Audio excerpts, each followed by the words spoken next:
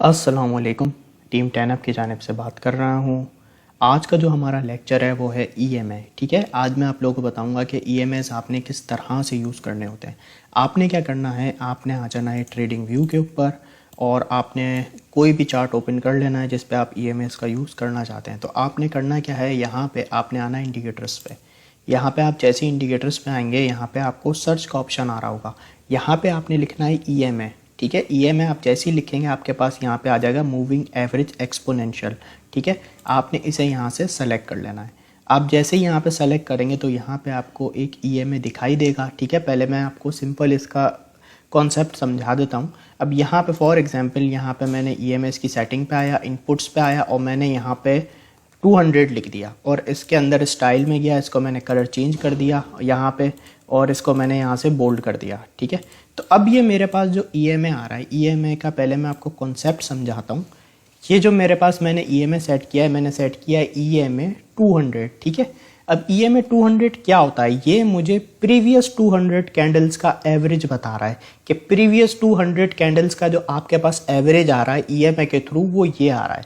अब यहाँ पर मैं देखूँ तो जो मेरा प्राइस है वो बिटकॉइन का यहाँ पे ईएमआई 200 के ऊपर है। तो ये जो ईएमआई 200 है ये मुझे प्रीवियस 200 कैंडल्स का एवरेज बता रहा है। डेली टाइम फ्रेम मैंने सेलेक्ट किया हुआ है, डेली के अंदर मुझे 200 मूविंग का एवरेज ये बता रहा है कि आपका जो एवरेज प्राइस बन रहा है ईएमआई के अकॉर्डिंग वो 21,830 पे। तो ये जो ईएमआईज होते हैं ये हमें अच्छी सपोर्ट या अच्छी रेजिस्टेंस का काम करते हैं। तो ये जो ईएमआई 200 है, इस ईएमआई का जो एवरेज प्राइस मुझे बता रहा है प्रीवियस 200 कैंडल्स का कि भाई ये जो ईएमआई के अकॉर्डिंग जो प्राइस बन रहा है ये बिटकॉइन को यहाँ पे एक अच्छी सपोर्ट मिल सकती है। यानी सपोर्ट से मुराद के बिटकॉइन के वहाँ पे आके बिटकॉइन बाउंस बैक करने के उसके चांसेस ज़्यादा हैं। तो जैसा कि यहाँ पे हमने देखा ईएमआई जब लास्ट टाइम 200 टेस्ट हुआ था तो यहीं से इसने एक बाउंस बैक किया। तो यहाँ पे ईएमआई 200 के ऊपर बिटकॉइन की डेली टाइम फ्रेम में एक अच्छी सपोर्ट बनी हुई है 21,830 के ऊपर। तो ये जो ईएमआई होता है ये हमें प्रीवियस कैंडल्स का एवरेज बताता है। अभी मेरे पास मैंने ईएमआई 200 सेट किया हुआ है। अब फॉर एग्जांपल इसे यहाँ पे मैं ईएमआई 100 सेट कर देता हूँ तो ये मुझे अब ईएमआई 100 प्रीवियस 100 कैंडल्स का डेटा मिल रहा है। तो ईएमआई 100 के अकॉर्डिंग यहाँ पे मेरे पास जो सपोर्ट आ रही है 21,500 पे आ रही है। तो ये मूविंग एवरेजेस होते हैं जो आपको अच्छी सपोर्ट या अच्छी रेजिस्टेंस बताते हैं। ठीक है, अब इसको हम ट्रेडिंग में कैसे यूज़ कर सकते हैं वो भी मैं आपको बता देता हूँ। ठीक है, मूविंग एवरेज ये जो मूविंग एवरेज है ईएमआई एक्सपोनेंशियल मूविंग एवरेज, इसका कॉन्सेप्ट सिंपली यही होता है।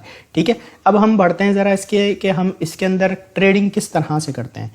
तो यहाँ पे आपने क्या करना है, आपने ईएमआई को हटा देना है। ठीक है, क्योंकि ट्रेडिंग व्यू के ऊपर आप 3 से ज़्यादा इंडिकेटर यूज़ नहीं कर सकते। तो इसका सिंपल सोल्यूशन ये है कि आपने इंडिकेटर्स में आना है और आपने यहाँ पे लिखना है 4EMA। ठीक है, आप जैसे ही 4EMA लिखेंगे आपके पास ये आ जाएगा 4EMA फिलाकोन वाला, इसको आपने सेलेक्ट कर लेना है। ये आपके पास इंडिकेटर आ जाएगा। इसके अंदर आपने कोई सेटिंग चेंज नहीं करनी, सिंपली आपने जो करना है वो मैं आपको बता रहा हूँ।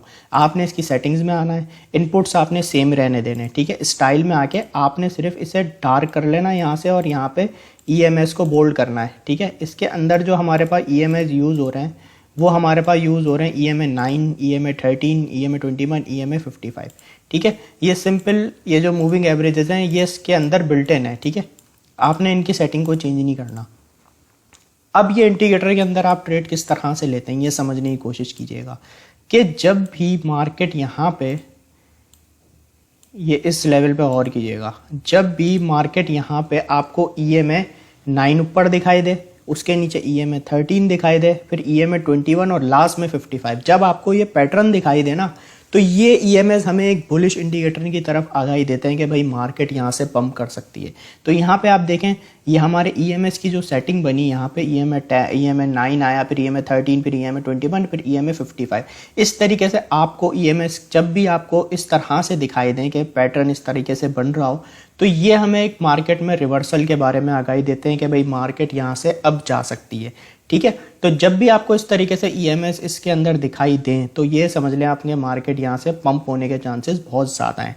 इस पैटर्न जब भी ये पैटर्न बनेगा ईएमआईज़ के अंदर, और अगर आपको ये पैटर्न रिवर्स दिखाई दे, फॉर एग्जांपल जैसे यहाँ पे आप देखें आपका पैटर्न हो गया यहाँ पे रिवर्स, जो ब्लू वाली लाइन थी वो पहले सबसे ऊपर थी अब वो सबसे नीचे है, और येलो वाली सबसे नीचे थी अब वो सबसे ऊपर है। तो सबसे जब भी आपको कभी ईएमआई 55 ऊपर EMA 21 उसके नीचे, फिर उसके नीचे EMA 13 और उसके नीचे EMA 9। जब आपको ये पैटर्न दिखाई दे तो ये मार्केट के अंदर एक हमें गिरावट देखने को मिलती है, क्योंकि ये हमें एक साइन जाहिर कर रहे होते हैं EMS के मार्केट की जो स्ट्रेंथ है वो थोड़ी वीक होती जा रही है और मार्केट यहाँ से गिर सकती है। तो जैसा कि आपने यहाँ पे देखा, जब EMA 55 ऊपर आया, उसके नीचे 21, फिर EMA 13, फिर EMA 9, जैसे ही इस तरीके से ये पैटर्न चेंज हुआ EMS का, आप देखें मार्केट में कैसा रिवर्सल आया और काफ़ी बिटकॉइन की प्राइस जो है वो यहाँ पे गिर गई। ठीक है, तो इस तरीके से सिंपल जब भी आपको इस तरह से पैटर्न नज़र आए तो उसमें आप अपनी बाइंग बना सकते हैं। फॉर एग्जांपल यहाँ पे आपने देखा कि एक क्रॉस ओवर यहाँ पे जितने EMS का हुआ, EMA यहाँ पे 9, फिर 13, फिर 21, फिर 55, जब ये क्रॉस ओवर हुआ आपको कंफर्मेशन हुई भाई मार्केट भी यहाँ से पंप कर रही है। तो अगर आपने इस कैंडल पे भी एंट्री ली होगी तो उसके बाद आप देखें काफ़ी एक अच्छा आपको प्रॉफिट मिला होगा। तो सिंपली जब भी आपको यह पैटर्न EMS में दिखाई दे तो आप उस पर अपनी बाइंग या सेलिंग के बारे में सोच सकते हैं। ठीक है, अच्छा, ये तो सिंपल एक ट्रेडिंग एक टेक्निक मैंने आपको बता दी। अब मैं TA के हिसाब से आपको ज़रा इंडिकेटर्स की इसकी EMS की ज़रा सेटिंग बताता हूँ। आपने क्या करना है, आपने इनपुट्स में आ जाना है। जब आप अपना TA कर रहे हो, आपको अच्छी सपोर्ट या रेजिस्टेंस निकालनी हो, तो आपने इनकी सेटिंग फिर क्या रखनी है, उसमें आपने क्या रखनी है, यहाँ पे लेंथ जो है एक EMA की आप रख दें लेंथ 10। ठीक है, एक EMA की लेंथ आप रख दें EMA 50, मतलब 50 आप मूविंग एवरेज सेट कर दें EMA, और एक आप रख दें इस पर 100 और एक आप इस पर रख दें 200। ये आपकी सिंपली जो है ना सेटिंग हो जाएगी EMA 10, EMA 50, EMA 100, EMA 200। और इस सेटिंग को जो है ना आप ओके कर सकते हैं। तो ये जो सेटिंग है ये आपको अच्छी सपोर्ट या अच्छी रेजिस्टेंस यहाँ पे बता सकती है। अब अगर यहाँ पे मैं बताऊँ तो यहाँ पे मेरे पास डेली टाइम फ्रेम में जो सपोर्ट आ रही है EMA 10 के अकॉर्डिंग, वो मेरे पास आ रही है यहाँ पे 22,994। ये मेरे पास एक अच्छी सपोर्ट का काम कर रही है। ये EMA जो है मुझे एक अच्छी सपोर्ट बता रहा है। उसके बाद अगर ये सपोर्ट ब्रेक हो जाती है तो यहाँ पे मेरे पास एक अच्छी जो सपोर्ट आ रही है EMA 50 के ऊपर, वो आ रही है 22,445 पे।